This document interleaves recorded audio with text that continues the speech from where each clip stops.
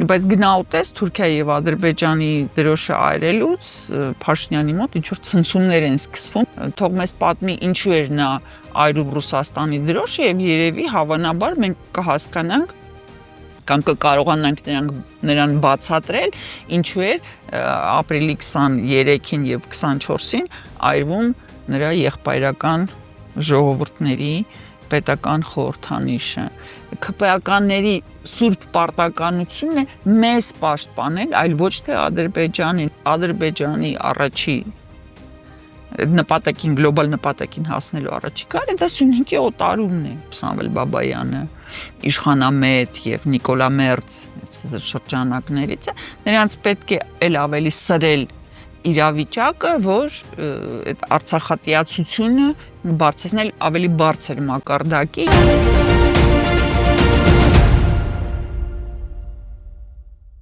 Բարև ձեզ հարգելի հետևորդներ, այսօր Պանորամա հարցազրույցների տաղավարում հյուրընկալել ենք Ադրբեջանի հարցերով փորձագետ, սոցիոլոգ Արմինե Ադիբեգյանին։ Բարև ձեզ Արմինե։ Շնորհակալություն մեր հրավերն ընդունելու համար։ Հայոց ցեղասպանության 110-րդ տարելիցի օրով Նիկոլ Փաշինյանը քննադատեց Թուրքիայի եւ Ադրբեջանի դրոշ այրելու փաստը։ Ինչպես կգնահատեք այն երևույթը, որ դրոշների այրելու մասին է խոսում մեկ մարդ, ով իշխանության եկավ Ռուսաստանի դրոշ այրելով։ Դրոշ այրելը որպես երևույթ, հա, դա շատ ընդունված, տարածված երևույթ է տարբեր պետություններում, տարբեր հասարակություններում, տարբեր ժողովուրդների մեջ, դրա համար ես ինքս որպես քաղաքացի, որպես մասնագետ, որպես անձ, իրոք անիմաստ եմ գտնում այդ process-ը, ոչ թե հենց ինչու եք այրել Թուրքիայի կամ Ադրբեջանի, առհասարակ որ դրոշ վառելը համարում եմ անիմաստ, որովհետև դա չի բերում այն արդյունքներին, որոնք ակնկալվում են գլոբալ առումով։ Բայց մյուս կողմից ես հասկանում եմ, որ դա հակառակ կողմի պետական սիմվոլը այրելով մարդիկ դրա մեջ ինչ որ խորհրդանիշ են տեսնում եւ փոխանցում են իրենց վերաբերմունքը այդ պետությանը։ Ինչ վերաբերվում է մեր պարագային, ապա Ադրբեջանում Հայաստանի դրոշը այրելը դա ջուր խմելու պես բան է, այսինքն նրանք բոլոր հնարավոր եւ անհնարին պարագաներում այրում են Հայաստանի դրոշը եւ դա մեզ մոտ առաջացնում էր ծիծաղ եւ հեգնանք ընդունելով որ դա թույլ կողմի դրսևորում է Սակայն ադրբեջանցիները ունենալով այդ փառահեղ ավանդույթը հայկական դրոշը այրելու սարսափելի ծանր են տանում եւ վիրավորվում են, երբ որ նույն գործողությունը կատարվում է Հայաստանում եւ նրանք համարում են, որ անընդունելի է այրել Ադրբեջանի դրոշը կամ Թուրքիայի դրոշը ցանկացած պարագայում, հատկապես ապրիլի 24-ի կապակցությամբ։ Եվ այդ պարագայում Փաշինյանին անդրադառնալով ես չեմ լսել երբևիցե, որ Փաշինյանը զայրույթ կամ, չգիտեմ, սիրտը նեղվի այն փաստից, որ Հայաստանի դրոշը այրում են Բաքվում։ Դա առանձին շատ հետաքրքիր թեմա է, որովհետև մենք մեր տարիներով աշխատանքի ընթացքում շատ մեծ դրվագների այսպես գրադարան ենք հավաքել, ինչպես ինչ պարագայում ով ինչու է այրել Հայաստանի դրոշը, հա, եւ ես չեմ հիշում դեպք, որ Նիկոլ Փաշինյանը այդ փաստից հուզվի կամ առավել եւս ինչ որ տես նյարդային կեցվածք դրսևորի, հա, բայց գնալտես Թուրքիայի եւ Ադրբեջանի դրոշը այրելուց Փաշինյանի մոտ ինչ որ ցնցումներ են սկսվում եւ նա համարում է դա անընդունելի հաշվի առնելով, որ առհասարակ դրոշ վառելու պարագան հենց ինքը Փաշինյանից հեռու չի, որովհետեւ նայել է այրել դրոշ եւ դրա մեջ ինչ որ խորհուրդ ներդրել, հա, թող մեզ պատմի ինչու էր նա այրում Ռուսաստանի դրոշը եւ երևի հավանաբար մենք կհասկանանք կամ կկարողանանք նրան բացատրել ինչու էր ապրիլի 23-ին եւ 24-ին այրվում նրա եղբայրական ժողովուրդների պետական խորհրդանիշը, բայց որպես երևույթ կրկնում եմ, ինձ համար դա անիմաստ ակտ է ընդհանրապես։ Այդ նույն օրը ՔՊԱ-գան քարոզչամեքենան լուր տարածեց, թե իբր Խոզնավարի բնակելի տան ուղղությամբ կրակոցը պատասխան էր դրոշների այրման, ձեր գնահատականը, քարոզչական էժանագին հնարքին։ Կարող է եւ այդպես է եղել, սակայն այդ պարագայում թող մեզ պատմեն, ինչի պատասխան էր մի քանի օր առաջ, այս վերջի շաբաթների ընթացքում կրակը մեր այլ բնակավայրերի ուղղությամբ, որտեղ երբ որ նրանց ձեռնտու է, նրանք ասում են կրակոց չի եղել, նրանք կրակում էին ոչ թե Հայաստանի տարածքի ուղղությամբ, այլ ինչ որ երևակայ էլի ուրիշ ուղղություն է, չնայած այնտեղ ուրիշտեղ մեկ էլ կարող է Պարսկաստանին կրակեն, որը կբերի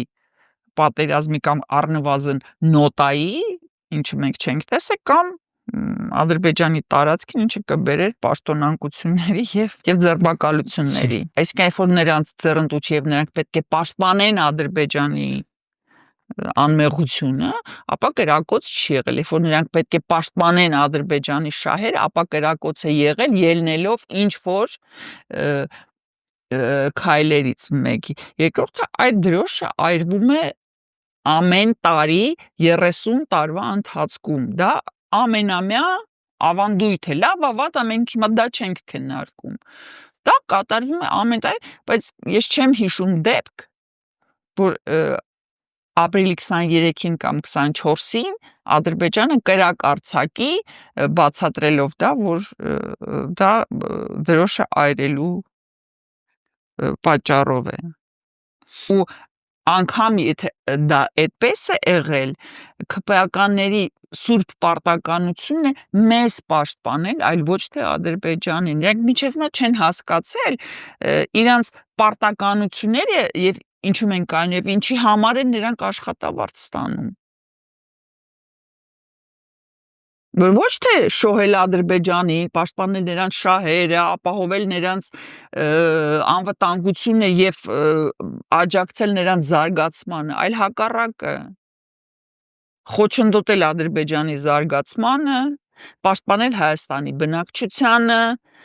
զարգացնել Հայաստանի Հանրապետությունը։ Նրանք անում են ճիշտ հակառակը։ Ինչպես կգնահատեք փաստը, որ այն ժամանակ, երբ Հայաստանի իշխանությունները մեծ խանդավառությամբ արձանագրեցին, որ վերջապես պատրաստ է հայ-ադրբեջանական խաղաղության համագործակցության համաձայնագիրը, հաջորդ իսկ օրը սկսեց սահմանին հրադադարի խախտման վերաբերյալ ապատեղեկատվությունը, հետո պարբերաբար մինչև այսօր Ադրբեջանը կրակում է եւ մեղադրում հայկական կողմին հրադադարը խախտելու մեջ։ Ադրբեջանի կողմից կրակ արձակել եւ մեղադրել հայկական կողմին, դա էլ հնագույն ավանդույթ է։ Ադրբեջանը միշտ է այդպես արել։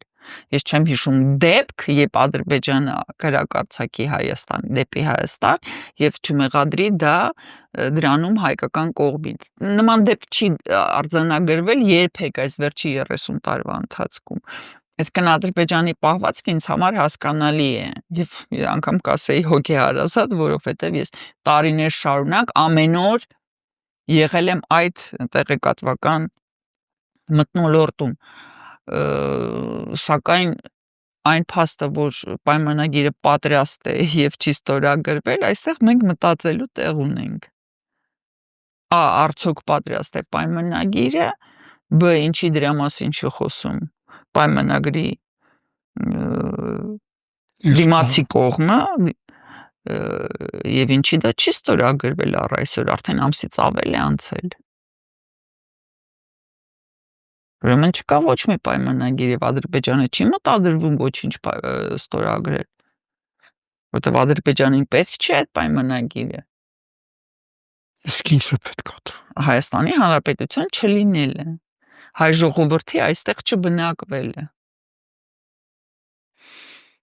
Այն փաստը, որ հրադադարանների հիմնական ապատեղեկատվությունը ուղղված է Սյունիքի մարզին, ինչի մասին է խոսում, դա այսպես կոչված միջանցքի հետ։ Դրա մասին բազմիցս խոսել են տարբեր ոլորտների մասնագետներ եւ ես այդ թվում, որ Ադրբեջանի առաջի նպատակին, գլոբալ նպատակին հասնելու առաջի քայլը դա Սյունիքի օտարումն է։ Եվ բնական է, որ հիմա նրանց ամբողջ այդ ուժային ռեսուրսը ուղղված է դեպի Սյունիք եւ Տավուշ, ինչի, որտեվ Տավուշից նրանք կտրելու են Հայաստան-Վրաստան ճանապարհը։ Այսինքն դա այնքան պարզ է, որ կամ Հայաստանի Հանրապետության գործող իշխանությունը այնքան տուպո են, որ չեն հասկանում դա, կամ նրանք էլ գիտեն եւ հանցակից են հանդիսանում այդ հանցագործության մեջ։ Ես տեղյակ եմ ձեր տեսակետի հետ, որ Իրանը կամ ռեսուրսներ չունի, կամ չի ուզենա պատերազմել Սյունիքի համար, բայց այս համատեքստում ինչպես կգնահատեք հայ-իրանական հատուկ ստորաբաժանումների համատեղ զորավարժությունը։ Զորավարժությունները դուք տեսել եք։ Այնքանով որքանով գաղթի ծառայությունների Իրանը իր կողմն է զորավարժություն անում, Հայաստանը իր կողմը համատեղ է, նշանակում է, որ դրանք խառնում են եւ միասին խնդիր են լուծում կամ իրար դեմ են խնդիր լուծում, այսինքն զորավարժության իմաստը դա է։ Բայց եթե ես իմ տանն եմ ինչ որ մի բան անում, դուք ձեր տանը, դա դժվար է անվանել համատեղ։ Սա ինձ թվում է քաղաքական, քարոզչական ինչ որ քայլ է։ Ես լուրջ չեմ վերաբերվում նման բաներին, մեկ, երկրորդը, եթե հիշենք, քանի զորավարժություն է եղել համատեղ հայ-ռուսական, հանցայրացիր։ Երբ որ Հայաստանը հայտնվեց ինչ որ մի իրավիճակում, այդ մեր նախկին այսպես զորավարժությունների գործընկերները ոչինչով չմիջամտեցին, չաջակցեցին, հակառակը էլ ավելի խորացրեցին Հայաստանի անկումը։ Հիմա չենք խոսում նրա մասին, ինչ հանդիսացավ պատճառ, որ դա այդպես եղավ։ Հարցը դա չի։ Հարցը այն է, որ երբ որ քաղաքական շահերը համընկնում էին, համատեղ զորավարժություններ էին անում, միմյանց զարգացնում եւ միմյանց համալրում էին, այնց քաղաքական իրավիճակը փոխվեց, նախկին պարտներները սկսեցին լուծել իրենց խնդիրները եւ պաշտպանել իրենց սեփական շահերը ու պատմական ինչ որ մի կետում այդ շահերը սկսեցին հակասել միմյանց եւ ուժեղը բնական է դավաճանեց թույլին։ Դա կյանք է եւ երբ որ հարցը կանգնի Հայաստանը թե Իրանը իհարկե ընտրելու է իր սեփական շահերը։ Նա Հայաստանի համար ոչինչ չի անելու։ A, որովհետեւ նա պարտավոր չի, B, որովհետեւ նա էլ այդքան էլ ապահով վիճակում չէ, G, նա ունի իր սեփական շահերը եւ ինչ որ մի պատմական կետում կարող այդ շահերը սկսեն հակասել միմյանց։ Իսկ եթե դիտարկենք այն փաստը, որ ըստ էության Հայաստանը կարելի ասել միակ լոյալ երկիրն է Իրանին եւ Հայաստանի այդ սահմանը այդ առումով գերնշանակություն ունի Իրանի համար։ Նույն բանը խոսում էր Ռուսաստանի վերաբերյալ, որ Հայաստանը տարածաշրջանում միայն լոյալ երկիրն էր եւ Ռուսաստանի շահերից է բխում, որ պահպանվի ստատուս կվո, որ Հայաստանը լինի անվտանգ, որ Արցախը լինի հայկական, sense մի շարք ինչ որ հիպոթեզներ էին կամ տեսություններ էին մշակվել այդ փաստի վրա, բայց երբ որ իրավիճակը փոխվեց, Ռուսաստանը շատ արագ լեզու գտավ Ադրբեջանի հետ եւ նույն իր սեփական շահերը սկսեց պաշտպանել Ադրբեջանի միջոցով։ Այսինքն քաղաքականությունը այնպիսի բան է, որ գոյություն չունի ոչ մի հավերժ բան։ Երկրորդը շահերը միշտ փոփոխական են։ Երրորդը ոչ ոք ոչ մի լուրջ պետություն կամ քաղաքական գործիչ հավերժ ստավկա չի դնում ինչ որ մեկ գործոնի վրա, որը հանդիսանում է Հայաստանը։ Չի լինի Հայաստանը, Պարսկաստանը շատ արագ ընդհանուր լեզու կգտնի Ադրբեջանի հետ եւ կշարունակի պաշտպանել իր շահերը։ Իդեպ Նիկոլ Փաշինյանը վերջերս ազգային ժողովում հայտարարեց, որ Մեղրիով անցնող երկաթ գծի համատեղ շահագործման հարցով գրավոր ներկայացրել են առաջարկներ Ադրբեջանին եւ պատասխան չեն ստացել։ Նորից Մերլիով Ադրբեջան Նախիջևան երկաթգծի մասին երկաթգծին կրկնում եմ Ադրբեջանին պետք չեն մասնակի լուծումներ նրան պետք է գլոբալ հարցի լուծումը դա առաջի հերթին յուրացնել Սյունիքը երկրորդ հերթին կտրել Հայաստանը Վրաստանից եւ Իրանից դարձնել անկլավ եւ կամաց յուրացնել մնացած բոլոր տարածքները իսկ մետրով անցնող երկաթգիծը առաջի հերթին դա մասնակի հարցի գլոբալ հարցի լուծումը երկրորդը դա պահանջում է այնպիսի ահռելի ֆինանսավորում որը Ադրբեջանը այսօր չունի եւ ներդրողներ նա չի կարողանա գտնի որովհետեւ նրա բոլոր պլանավորված նվաճումները բավականին կասկածելի են այն պետությունների տեսանկյունից որոնցից նա կարող էր ակնկալել ներդրումներ հետեւաբար մեր անելիքները իշխանափոխություն դա առաջինն է մնացածը բխում է այդ գաղափարից Իշխանափոխության համատեքստում ինչպես կգնահատեք վերջերս պրոիշխանական Սամվել Բաբայանի կողմնակիցների արշավը Արցախի գործող նախագահի դեմ կազմակերպված այդ ցույցը որպես սադրանք եթե կարճ նպատակը այն էր քանի որ արցախատիացությունը Հայաստանում կրում է պետական մասշտաբ եւ հովանավորված է պետական ատյանների կողմից հաշվի առնելով որ Սամվել Բաբայանը իշխանամետ եւ Նիկոլա Մերձ այսպես շրջանակներից է նրանց պետք է ել ավելի սրել իրավիճակը որ այդ արցախատիացությունը բարձրացնել ավելի բարձր մակարդակի եւ այդ մարդկանց ճնշումները եւ նրանց նկատմամբ ուղղված ագրեսիան դարձնել ավելի տեսանելի որ տեսեք այս են Դրանով եք բացատրում կազմակերպիչների այն ագրեսիվ վերաբերմունքը լրագրողների նկատմամբ արտահայտությունները թռակ այստեղ է ծախված լրագրող բա սադրանք այդպես է լինում այսինքն նրանք ժուրնալիստների միջոցով հրապարակայնացնում են իրենց ագրեսիվ պահվածքը եւ դրսեւորումները դա իհարկե մարդկանց մոտ անգամ արցախցիների նկատմամբ լոյալ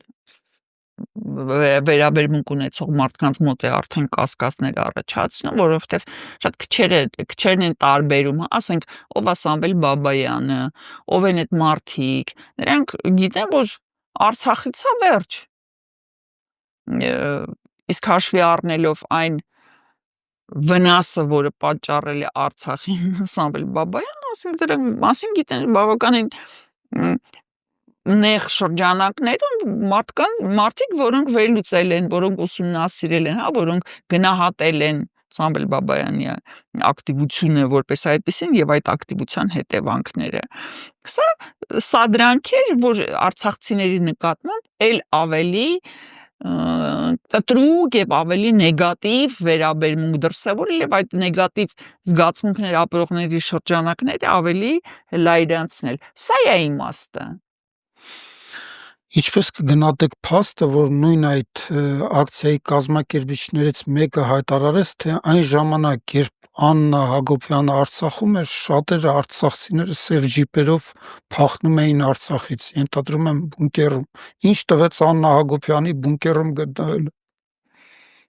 Այդ հարցը երևի ճիշտ կլիներ ուղղել Սամվել Բաբայանին, որտեղ Սամվել Բաբայանից լավ այդ հարցի պատասխանը ոչ ոք չգիտի։ Եվ երկրորդ հարցը պետք է տալ Նիկոլ Փաշինյանին, կնիկը ինչ գործ ունի այնտեղ, որտեղ նա ոչ ի պաշտոն է, ոչ օրենքով, խոսքը գնում է քրեական օրենսգրքի, ոչ բարոյական օրենքով նա այնտեղ գտնվելու իրավունք չի ունեցել։ Այսօր Աննա Հակոբյանը նույն համառությամբ առաջ է տանում կրթվելը նորաձև է նախագիծը իր ամուսնու հետ միասին, ինչ կդա մեր ժողովրդին այդ, ինչ է տալիս։ Արդեն քանի ամիս այդ նախագիծը գործում է, եւ որպես մարդ, որը ուսումնասիրում է այդ պերսոնաժներին, կարող եմ ֆիքսել, որ ուսումնական process-ը բավականին ծանր է առաջ գնում եւ ոչ մի զգալի փոփոխություն նրանց ինտելեկտուալ մակարդակի մեջ ես չնկատեցի։ Հետևաբար սա կամ ֆարս է եւ ոչ ոքի չի նորաձևում, կամ նրանց մտահոգությունները այնքան կարծրացած են եւ այնքան անհաղթահարելի են, որ նրանց ուսուցանելը անիմաստ է։ Մարդիկ մի քանի ամսվա ընթացքում կես կոպեկի ուղեղ ձեռք չբերեցին եւ դրա մասին փաստում Փաշինյանի հայտարարությունները բարձր ամբիոնից, առայն որ բանակը անվտանգության պետության անվտանգության համար պետք չի, այսինքն դրա համար պետք չի լինել ինչ-որ բան ստրատեգ, հա, Վիկիպեդիայում բացես անում, կարդում ես պետության անվտանգության տարերը եւ տարերից մեկը դա բանակն է։ Նոհան Հակոբյանի բառապաշարից կարող ենք խոսել, որը ոչ մի փոփոխություն չի ապրել, իսկ կրթվող մարդու բառապաշարը սովորաբար ընդլայնվում է։ Մարդը սկսում է օգտագործել նոր տերմիններ եւ հասկանում է այդ տերմինների իմաստը, որտեղ մենակ բառարանով այդ տերմինները կարդալը քիչ է, անգիրանելը։ Դու պետք է հասկանաս ինչ ես խոսում։ Այսինքն ոչ մի այս կարելի է անվերջ շարունակել, հա, ինչ փոփոխություններ պետք է լինեին, որոնք չկան։ Դա այն է, ինչի մասին ես խոսել եմ, երբ որ նախաձեռնությունը նոր սկսվել էր, դա անիմաստ շոու է, ռեսուրսների վատնում է, ուշադրություն շեղում է եւ սեփական բավականին անհաջող PR-ի փորձ։ Ուրիշ ոչ մի արդյունք, խնդրում եմ, այս նախաձեռնությունից չսպասեք։ Որտեղ իմ համար զարմանալի է, որ հայոց լեզվի դասատուին տանում են մատենադարան։ Հայոց լեզվի դասատուն մատենադարանում պետք է եղած լիներ իր ուսանող ժամանակ, նա դա այդ ամեն ինչը արդեն ուսուցանել է։ Ոչ մասնագետը ինչ պետք է սովորացնի դասատուին։ Եթե դու ունես արդեն կրթություն, եթե դու ունես տասամյակների փորձ, դու ես սովորացնողը, քեզ ինչ պետք է սովորացնի անգրագետ ինչ-որ կին, որը իր ամբողջ կյանքի ընթացքում բացարձակապես ոչ մի անձնական հաջողություն չի գրանցել։ Իրենք հայտարարում են, որ տարածում են իրական Հայաստանի գաղափարախոսությունը ամուսիններով։ Որն է այդ գաղափարախոսությունը, որն է իրական Հայաստանը ըստ իրենց։ Ամեն դեպքում վստահեցնում եմ ձեզ, որ ոչ մատենադարանում, ոչ ակադեմիայի գրադարաններում եւ մասնագետների շրջանակներում չկա այն Հայաստանը, որը նրանք մեզ ուզում են ցուցադրել։ Որտեւ այն ինչ կա այդ մեր այսպես ասած պահոցներում, այդ ամեն ինչը այդ ամեն ինչի վրա մենք սովորել ենք, այդ ամեն ինչի վրա մենք դաստիարակվել ենք, այդ ամեն ինչը կա մասնագետների գլուխների մեջ, մասնագետները կիսվում են իրենց գիտելիքներով։ Ու դժվար թե կիսագրագետ զույգը կարողանա այդ տեղեկատվական ծավալից ինչ-որ նոր բան դուրս բերի։ Չի կարող պատահել, որ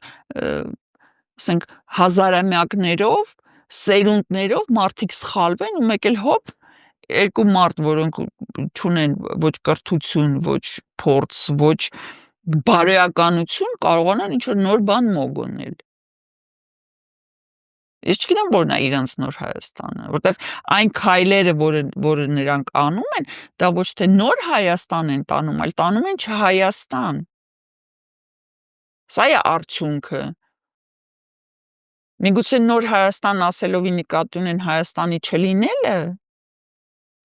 Այդ պարագայում ամեն ինչ բացատրվում է, ամեն ինչ գալիս տեղն անգնում։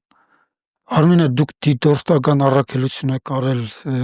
Գյումրիում, ինչ եք կարծում առաջիկա ընտրություններին, կարող են ակնկալել գործող իշխանությունների հեռացում։ Ոչ, Ինչ։ որովհետև ընտրություններում Նիկոլը կանի ամեն ինչ, որ չպարտվի, ընդհուպ մինչև Արուն թափել։ Նիկոլ Փաշինյանի ընտրվելը դա նրա կենսական գոյությունը պահպանելու միակ միջոցն է, որտեղ Նիկոլ Փաշինյանը չունի տեղ, որտեղ նա կկարողանա պահկվել, եթե նրան ուզենան գտնել, իսկ նրան կգտնեն։ Եվ միակ ձևը պահպանել իր գոյությունը դա շրջապատել իրեն այդ ոստիկանական, այսպես ասած, շարքերով եւ դրա համար նրան անհրաժեշտ է լինել հավերժ վարչապետ։ Նա մեր բոլորի արունը կթափի, բայց չի հրաժարվի։ Եվ նա կգնա ցանկացած կեղծիքների, որ ընտրությունները չպարտվի։ Այսինքն իմ ասածը նրա մասին է ոչ թե ընտրություններով հնարավոր չէ իշխանություն փոխել, այլ ընտրություններով Նիկոլ Փաշինյանը չի հանձնի իր իշխանությունը, դա մի քիչ տարբեր բաներ են։ Նա կարող է 1000 անգամ ընդդիմությունը հաղթի, բայց մեկը Փաշինյանը չի թողնի, որ օրինական ընտրված նոր ուժը գա իշխանության։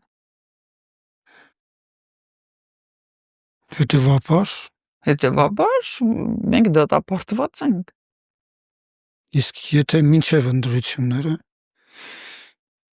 առաջ են քաշում իմպիչմենտի տարբերակը։ Ես կողմնակից եմ ցանկացած զարգացումների, ցանկացած յուրաքանչյուր քայլ, որը մեզ մոտեցնում է իշխանափոխության, իմ կողմից միայն ողջունելի են։ Եվ պետք է օգտագործի ամբողջ ռեսուրսակազմը, ընդհուպ մինչև միջազգային դատարան դիմելը։ Մենք երկուսս էլ սոցիոլոգ ենք, Արմինե, մենք շատ լավ գիտենք հասարակության տրամադրությունները, շատ լավ գիտենք կատաստրոֆիկ ռեյտինգի անկումը Նիկոլ Փաշինյանին։ Այդ դեպքում ինչպես եք պատկերացնում, որ կպաշտպանի ընտրություններում կամ հետագայում իր իշխանությունը։ Ինչ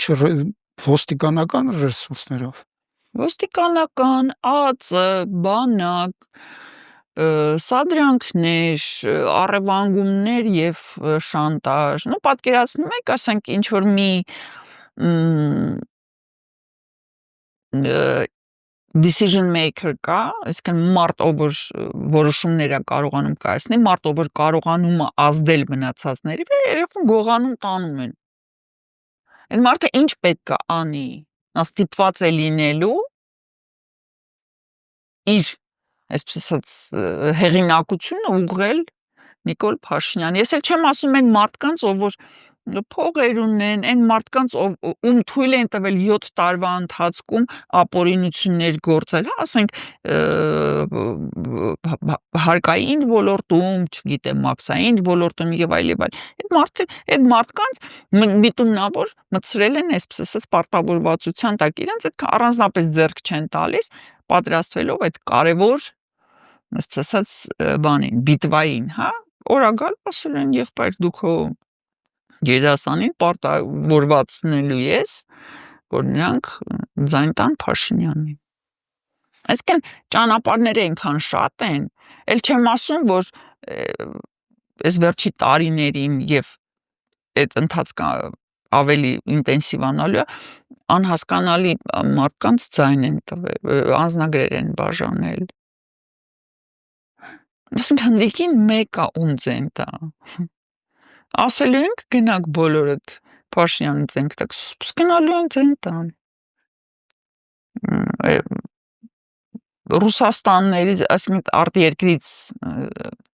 հայկական անձնագիր գրողներին են բերելու։ Այսինքն ընտրություն կեղծելու հնարավորությունները հիմա շատ ավելի շատ են, քան այն մութ, սև, դառը քոչարանասերժական կլանի օրոք։ Եթե ներքին գործոնները նման հոռետեսական արդյունքներ են նախանշում, տրամաբանորեն գալիս է, որ պետք է արտաքին գործոններով իշխանափոխություն իրականացվի։ կրկնում եմ, պետք է օգտագործել բոլոր ռեսուրսները, ներքին, արտաքին, բարոյական, օրենսդրական, բոլոր ռեսուրսները, ու մենակ այդ պարագայում հնարավոր է այս քարը տեղից շարժել։ Չի կարելի ասել, որ մենք սա չենք, այս ճանապարհով չենք գնում, մենք ընտրում ենք այս ճանապարհը։ Ոչ, բոլոր ճանապարհները պետք է միաժամանակ օգտագործվեն, որ հակառակորդը չիմանա, այսպես ասած, որ բանը աղբյուրը, որ ծակը փակի, հա։ Նրանք այդ պարագայում, այսինքն ինչքան նրանք են մեզ փորձում մտցնել, այսպես ասած, սուղ ռամկեքի մեջ, մենք պետք է ստեղծենք նրանց համար այնքան ակտիվության գոտիներ, որ նրանք չհասցնեն ռեսուրս չհերիքի, որ բոլորին, այսպես ասած, փակեն կամ իզոլացնեն։ Նրանք այդ պարագայում է հնարավոր։ Նախ երկրորդն գոյություն ունեն հազարավոր հաջողության բերած տեխնոլոգիաներ։ Գոյություն ունեն մասնագետներ, որոնք այդ տեխնոլոգիաներին տիրապետում են, դիմեք, ես հասկանում եմ, դա փող արժի, որտեղ ոչ ոք պարտավոր չի իր ընտանիքին սովի մեջ պահի, ասի, ես գնում եմ Հայաստան փրկելու, չկա տենց բան։ Այդ ամեն ինչը պահանջում են ռեսուրս, մարդկային, ինտելեկտուալ, ֆինանսական, մասնագիտական, բա հետո գիտեք ինչքան Նիկոլ Փաշինյան հանելով չի, որտեղ Նիկոլ Փաշինյանին ենթադրենք, վաղը Նիկոլ Փաշինյանը ասեց, փոշմանել եմ, գնում եմ տուն։ Ո՞վ է ղեկավարելու այս երկիրը, դուք ունեք լիդերներ, որոնք կարող են հավակնել այդ դերակատարությանը, որոնք պատրաստ են ստանձնել այդ պարտքն, որտեղ Նիկոլից հետո մնացել են փլատակներ։ Այդեն Հայաստանը չի, որ բանակը սենց պատի պես կանգնած էր, այդեն Հայաստանը չի, որը ուներ հազարավոր միջազգային պայմանագրեր եւ եկամուտների աղբյուրներ, դա այն Հայաստանը չի, որ աշխարհում հեղինակություն էր վայելում, դա այդ Հայաստանը չի, մենք սկսելու ենք ծնկից, կամ արտով կղեկավարի այս երկիրը, ու այդ մարդը պետք է հենց հիմա պատրաստ լինի արդեն, մեկը չէ անգամ, 5-ը, որ եթե մեկը չկարողացավ, մյուսը այդ դրոշը վերցնի ու շարունակի ճանապարհը։ Դա պահանջում է ահռելի նախապատրաստական աշխատանքներ։